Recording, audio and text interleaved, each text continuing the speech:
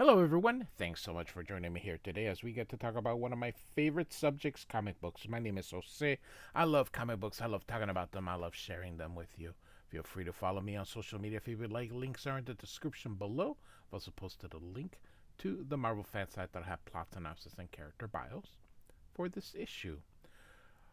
So I have kind of let the Avengers kind of slip away, and I realized I haven't done an Avengers video in months. So I decided I better get cracking.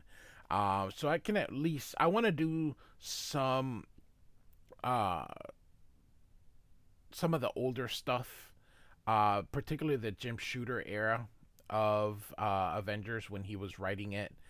And so I want to finish up the John Byrne era first before I go back in time. So we are looking today at Avengers West Coast number 49, formerly known as West Coast Avengers, renamed Avengers West Coast. And this is from 1989, The Return of the Great Lakes Avengers, The Mystery of the Vision, The Possession of the Scarlet Witch, The Agony of Wonder Man, The Perils of Dr. Pym, The Defeat of Captain America. And it says here, face it, true believer. This one has it all. What a cover here. John Byrne drawing the cover, and he does the interiors as well. It is there is no inker for John Byrne except himself. So, and the best version of John Byrne is himself. So, you normally don't see covers like this, where all the scenes are sort of broken up. So, very cool. Very, very cool here. So, Baptism of Fire.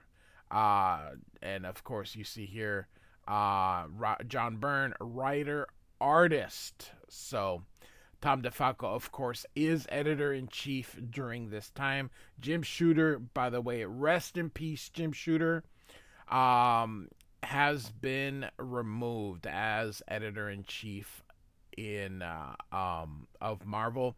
He has covered Jim Shooter. If you go on YouTube and look for Jim Shooter interviews, he has covered everything that led up to his firing at Marvel. Feel free to check that out. That man was a titan. Also, I recommend Rob Liefeld's podcast where he talks about Jim Shooter. Absolutely awesome stuff. Check that out on his. He also has a YouTube channel. Check that out. His Jim Shooter episode. A very heartfelt tribute by Rob Liefeld. All right, so here we go. We see the She-Hulk here. By the way, I have a playlist. Feel free to check that out. And we see She-Hulk and Captain America here. And so we start with the narration. Far below the bright stars of the Texas night, a stillness settles over the aftermath of terrible violence. It cannot truly be called a scene of battle. The treachery which felled these two heroes came too quickly for them to react, to respond. For those new readers who might require introductions, he is Captain America, a star-spangled channel of all that is good and true in the nation whose name he proudly bears. By the way, today, as of the recording of this video, it is the 4th of July. So I'm actually recording this video in the 4th of July. But Captain America does not look very good. And I think his eyes are supposed to be closed, but they drew it white. But his eyes, you can see, there are supposed to be closed here, just like She-Hulk's here. While she is a sensational She-Hulk, Gamma spawned cousin of the man-monster whose title she shares. The moment is some 30 seconds after the end of our previous issue. So, very nice here. Very, very, very nice splash page here. John Byrne is a masterful storyteller. The woman whose act of betrayal brought these two to their present sorry state is their erstwhile friend and partner, the Scarlet Witch. Excellent, Wanda. Excellent. You defeated two of your most powerful former colleagues in less than 30 seconds. And, oh, look at that here. Now, real quick, during this era, John Byrne went, and he continues this in his Wonder Man run, which I have covered 3/4 of it. I'm also super behind on that one. And John Byrne decided that when people wear black, and you can see it here on the suit, there is no holding line, there's no white, there's nothing. The entire thing is a black. Okay? So it's something that he continues to this very day. You can see here, you cannot see anything. The black covers it all. So if you were black, that is something that John Byrne switched. That he covers you now completely in ink. And so the Scarlet Witch says, by the way, her hair, uh, they've turned it more brunette, and I've always thought it was reddish, like a reddish brown. This could be a reddish brown, but it just looks so brown here. Anyway, the Scarlet Witch says they hesitated to strike at me, doubtless thinking I could still be reasoned with, not realizing there can be no reasoning with that which endures. So, John Byrne, masterful storytelling. Of course not. No more than one can reason with a hurricane, with a swarm of locusts. We are a force of nature, primal, elemental. We have survived since the dawn of life on Earth, and we are now embarked upon that course of action which will ensure our survival beyond the age of humankind. And so they're walking away as you see them picking up two of his people picking up Captain America here, still holding the shield with his hands closed. Um anyway, um he continues here. We stand upon the threshold of the age of mutants, like yourself, Wanda. For many years, it seemed as though the fates, in the form uh, of a cruel genetic quirk, which had chosen to bar us from that coming age. But now, with your assistance, the stage is set for our continued endurance. As mankind falls by the wayside, we shall ride the crest into the mutant millennium. So, if you remember, this is Jeremiah Random, and he has created this organization. Go to the playlist. I have covered John Byrne's. I have an Avengers playlist, so all the Avengers that I have covered so far are in there. And I started with John Byrne's beginning on West Coast Avengers. So check it out if you missed anything, or go into that link that I provide, and it'll give you all the backstory that you need here. Um, and so we change scene here, and with the words of that momentous pronouncement ringing in our ears, we will allow some 65 minutes to elapse and turn our gaze north, and somewhat fast. And so you see this airplane here. Can't you get this crate to go any faster? Says Hawkeye. We're never gonna get where we're going at this speed. And so she says here, this crate happens to be one of the finest private aircrafts money can buy, Hawkeye.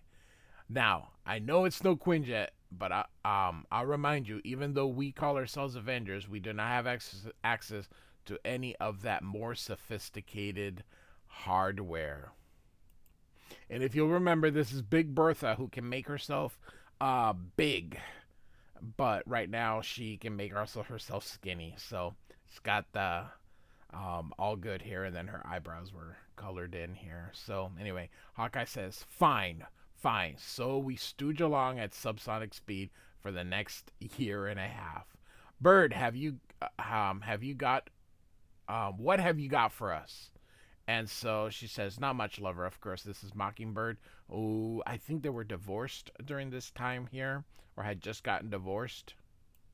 And again, this is one of the things. So these are the Marvel Epic editions that I use for these channels, and you would think that in reprints they would clean it up. So here, you can obviously see the ear, and this was also, you would think they would clean it up for this, but nope, they run the same thing and just reprint it. And um, what's the point of having a reprint editor and all that kind of stuff if you don't bother fixing certain things? So anyway, so she says that Quinjet emergency signal I monitored was so faint I was barely sure I'd heard it. I know we're flying on a pretty straight course for its point of origin, but unless it starts up again, there's no way to triangulate its precise positions. And so, this guy here, oh, what is his name? Um, oh my goodness, you'll have to forgive me. Um, is that is that the Mr. Immortal? Yeah, I think so. In other words, there is nothing more than a wild goose chase, right, leader, as he says here. And um, Hawkeye says, "Keep that sarcasm of your voice, Buster. Sorry, out of your voice, Buster. You and this crew of oddballs you've assembled were nothing but Bush League superheroes before me and Mockingbird hooked up with ya." Ah. Now, for the first time, there's a real chance to show the rest of the Avengers what you're made of, if we can ever find them. So, all right. And so we continue up here. Coincidentally, just outside of Los Angeles, all systems show green for landing. Real quick, during this era, John Byrne style was evolving even further. So you'll see in this panel hardly any detail, not even, just enough to give you information. But then in this panel, he goes nuts, giving you inking all these things. It's just very, and you see this a lot. You'll see one panel of just a little bit of information, and then another panel, boom. So John Byrne, always evolving here. Anyway, hollow field down, hangar open. And so the ship lands here. Docking systems on auto. We're down and clear. And so here we have Wasp, Wonder Man, and former husband, I believe they are divorced at this time, of Hank Pym here. And Wasp says, "Well, that was some of a fruitless trip. All in all, I was sure when Wanda ran off this morning that she and the Vision were headed for Seattle to see Professor Horton." And then Hank Pym says, "I wouldn't call it entirely fruitless, though, Jan. Any chance to talk with Horton is important now that we know the Vision was not made from his original Human Torch, as we so long believed." And Wonder Man, very 80s haircut here with the mullet and the long hair. And Wonder Man says, "You know, Hank, I'm still not sure how that can be true. There's so much evidence supporting that version of the Vision's origin." And Hank Pym says, "Well, not exactly, Simon. True, a lot of pieces seem to fall in place with the revelation of the Vision's connection to the first torch. But seen from our new vantage point, that revealed truth starts to get a little fuzzy around the edges. That's why I'm heading for our main computer facility now. I want to see what I can cross-check on our missing android." And he says, "Are you coming, Jan?" And so he's getting into this little thing here. And he says, "No, I'll join you in a bit, lover." He says, "Okay, stay out of trouble, you two," as he goes in this little doohickey here. And so Wasp says, "Simon, I take it that long face means you're still concerned about Wanda." And Wonder Man says, "Of course, how could I not be, Wasp? The Vision was only capable of falling in love with the Scarlet Witch in the first place because he had my brain patterns, my emotions." And it always struck me as funny that they married her to a robot. Yes, an android or whatever, but still, it was funny. Um, and so the wasp kind of grows to size here, and she says, "Yes, now Wanda says she hates you because you've refused to let Hank recopy those patterns into the vision." And Wonder Man says, "Can you even begin to imagine how that feels, Jan? When I came back from being dead, from the chrysalis stage that I transformed me into what I am now, when I saw Wanda for the first time, it was love at first sight." Look real quick. Look at the detail. It's just amazing. They don't make comics like this today. Not really. Not without photoshopping everything and all that kind of stuff here. So, um, I can see that Wanda has done everything she could to break down the Vision's robotic reserve. In process, she made herself irresistible to you, since it was a copy of your emotional content she was trying to appeal to, says Wasp. And so Wonder Man replies, "Exactly, I never had a chance, but for the first time, but by the time of our first meeting, Wanda was already married to the Vision. And as weird as that seemed to me, like I said this morning, there are rules about things like that." And so the Wasp says, "Yes, there are. But there's no reason you can't make those rules work for you, Simon. Wanda didn't fall in love with some plastic organs and a few million miles of microwire. She fell in love with the inner man she believed hiding behind the Vision's computerized responses. That inner man was you." And she continues here. So even though she didn't know it herself, it was Wanda. It was you Wanda was really falling in love with. And so now we got Hank Pym here, and he says blast. That was the way, instead of saying damn back in the day here, as he's looking through.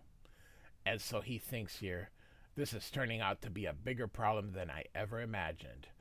When that covert international group kidnapped the Vision, they not only erased his personal memory banks, but they planted a computer virus into our system that eradicated all our files about the Vision.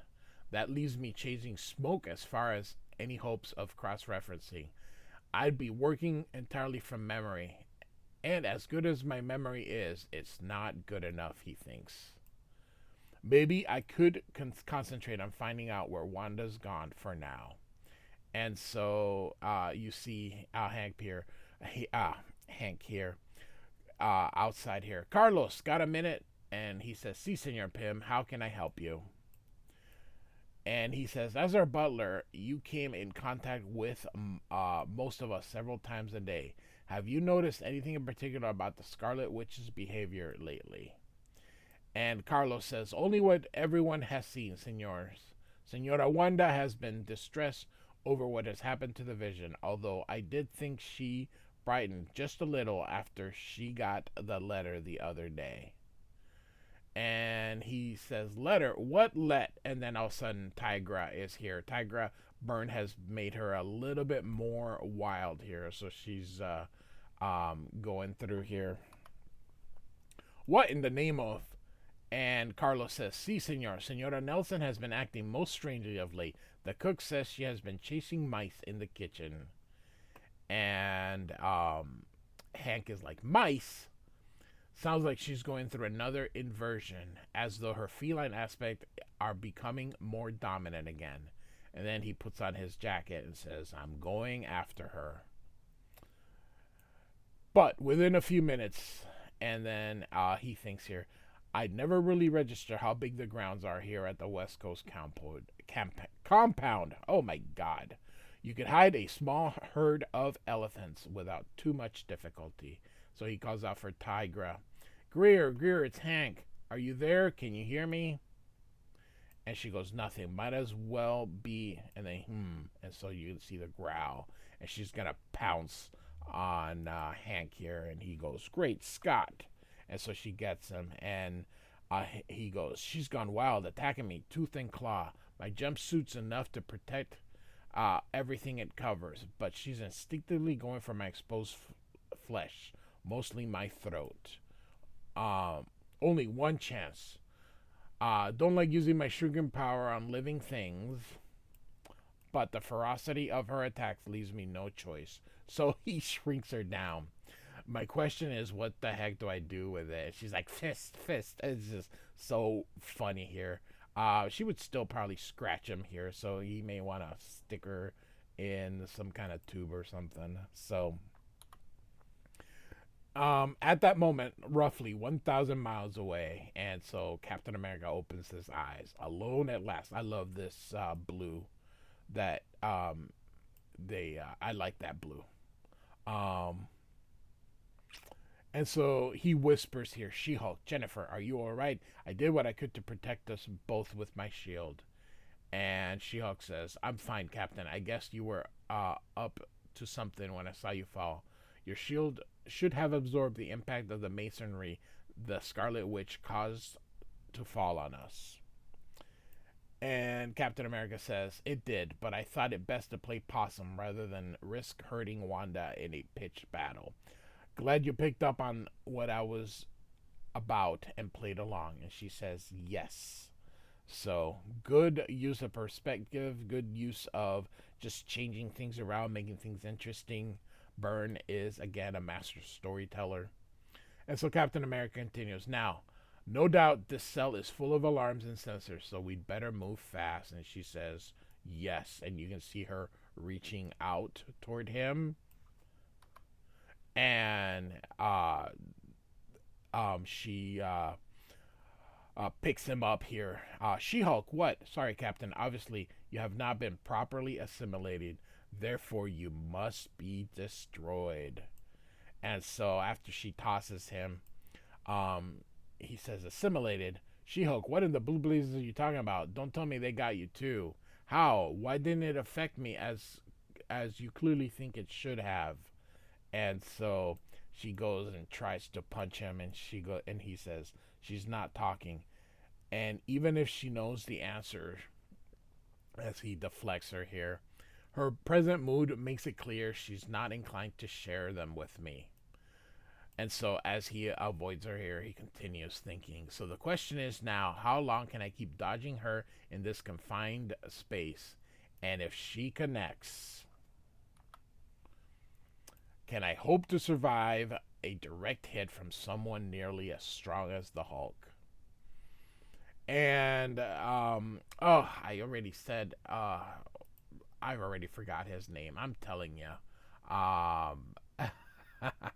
Sometimes this is one of the things that I'm always like, just pretend it's the first time I read something and tell me who the hell everyone is.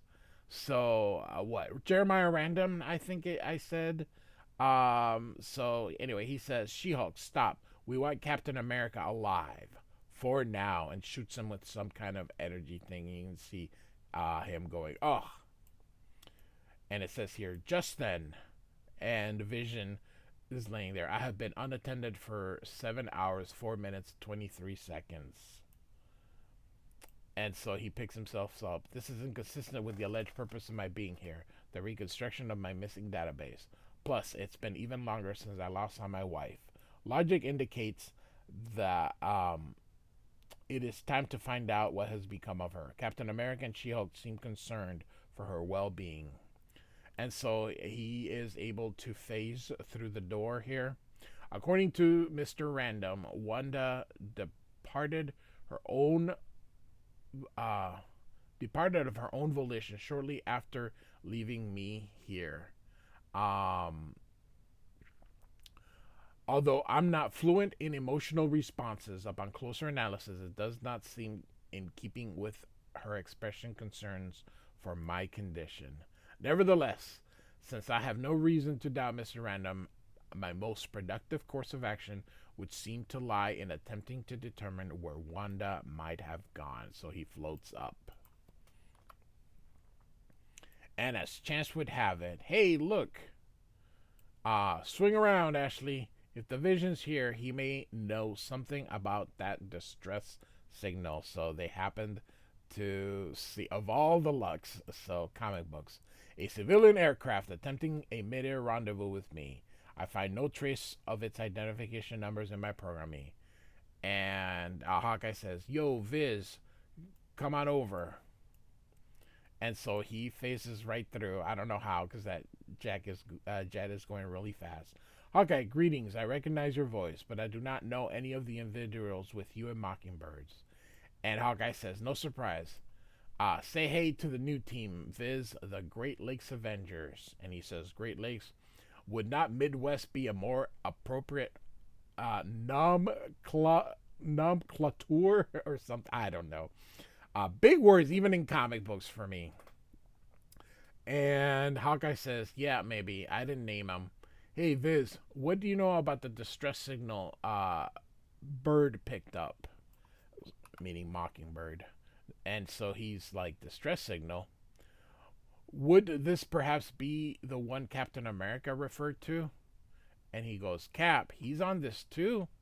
What's his involvement?" And so now they, of course, have Captain America here. And Random says, "Oh, no," this text says, "Definitely something there, Mr. Random. Something in his biomatrix that blocks the assimilator." And Random says, "Indeed, She-Hulk, what do you know of this?"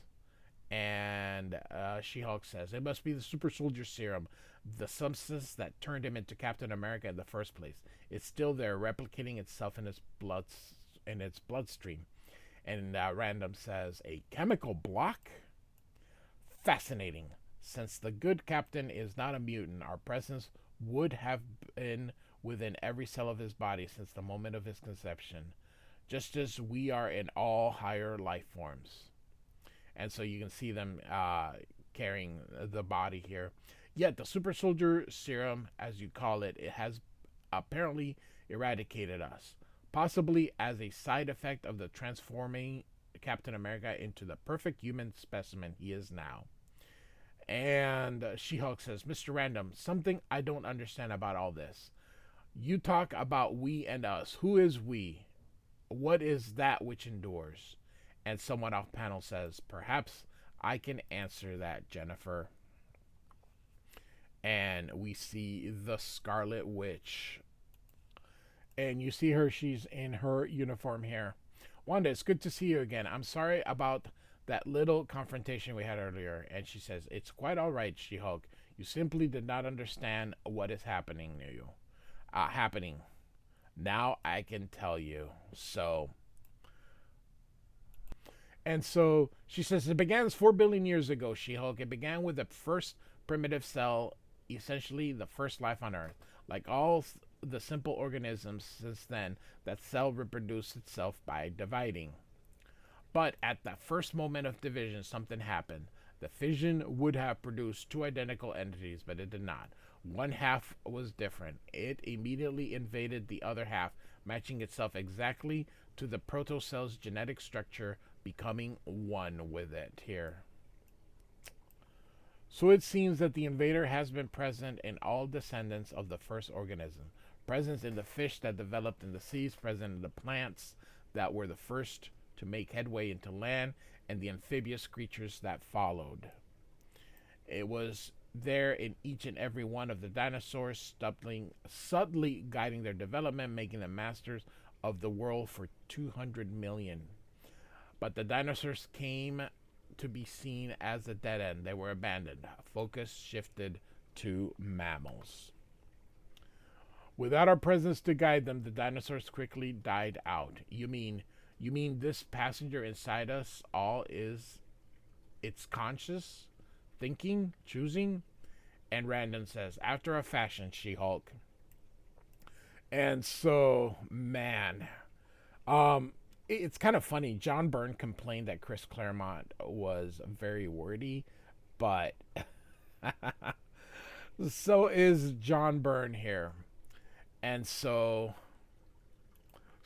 basically, Random here says that it remained dormant and it's basically responsible for natural selection. After that, then they became more active. And so now they're going to match the adaptability of one species against another. So here in this last paragraph, they're basically gonna see which one is humans or mutant, which one is worthy to survive, and then once that presence leaves, then the other species will die. So now back to the Mockingbird and the Great Lakes Avengers. Here, I'm just kind of gonna move on here. And you can see them taking on all the people that are possessed by that super intelligence here, and you can see because he phases through and touches this guy here, and thinks they're going here, but now we've got She-Hulk here. So now She-Hulk, you can see her break that thing, and then we're gonna see She-Hulk here take on the Great Lakes, and then that's that skinny lady you see now. She's turned into Big Bertha here and hits her, but it doesn't work. And now she jumps up and boom, just squashes She-Hulk here.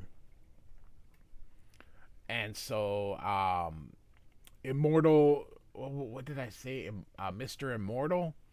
Um, he tells Doorman here. This is Doorman here. He creates passages, and so he says, "Hey, they're trying to keep us away from that. So let's get in there and see what's going on." So he creates a pathway here. He basically, and Mister Immortal goes right through him and gets inside the building, and he goes, um, looks looks to me like we got some kind of nerve center. And again, look at these awesome backgrounds here.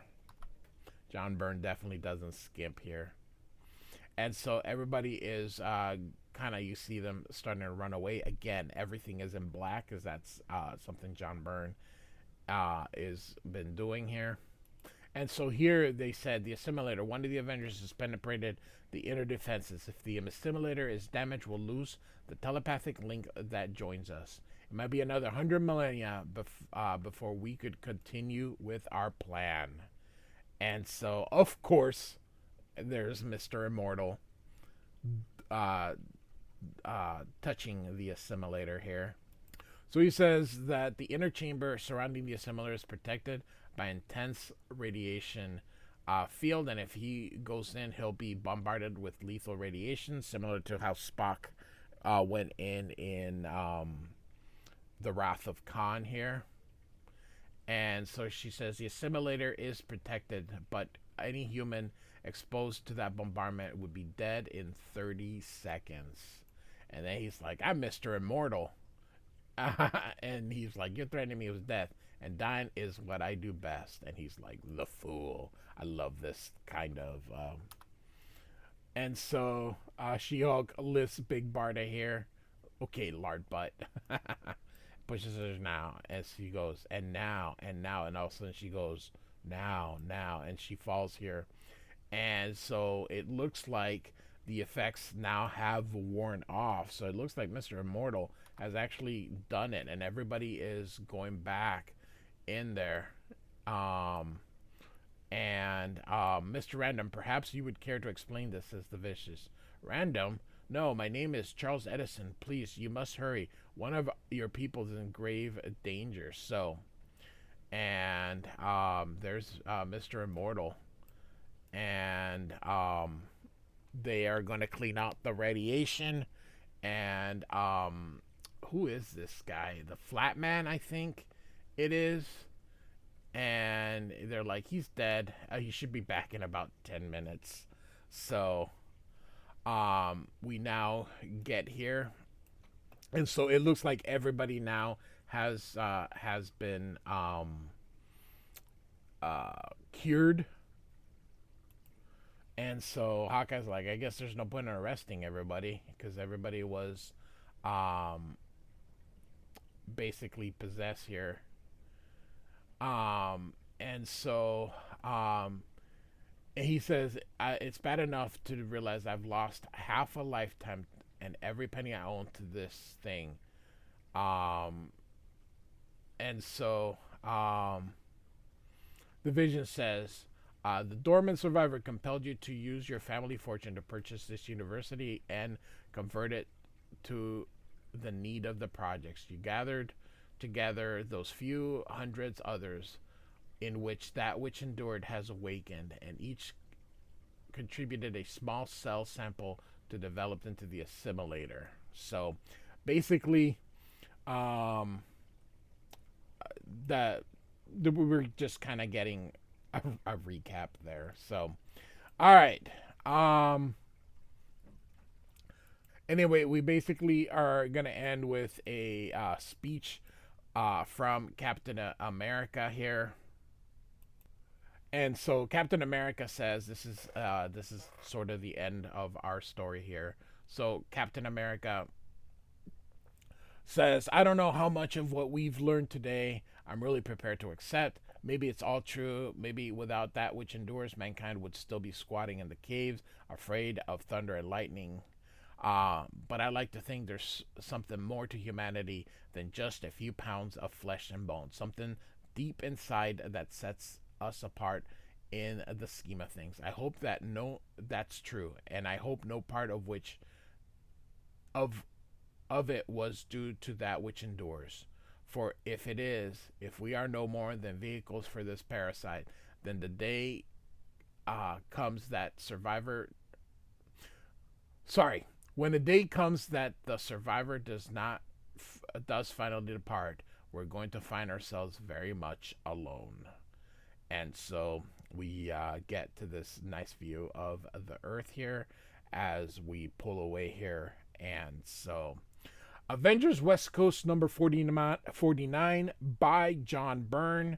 I hope to get back and conclude the Vision Quest and kind of going into when the Scarlet Witch, sort of like, that show, WandaVision. This is the inspiration that started for WandaVision here. So, anyway, like and subscribe. I do thank you for listening. Have a great day. Goodbye.